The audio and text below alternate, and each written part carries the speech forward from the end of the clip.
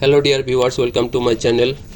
In this video I'll show you frequency given source parameter or frequency command parameter in Veichi AC200 series inverter. Okay, now frequency control from terminal potentiometer.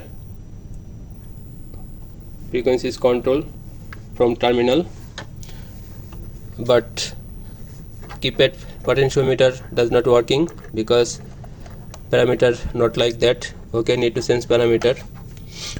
Okay, I show you parameter setting. To go parameter, press PRG switch. I'll go F03, set switch, press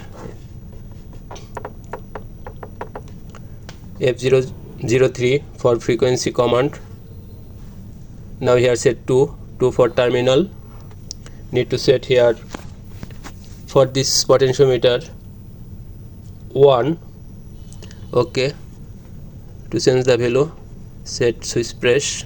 Now we can sense 1 for Keypad potentiometer. To save the value, set, press, value save. Okay, to exit from parameter, PRG switch, press. Now the potentiometer is working very well. Okay, we can control frequency by this potentiometer. Okay, I show you motor is running.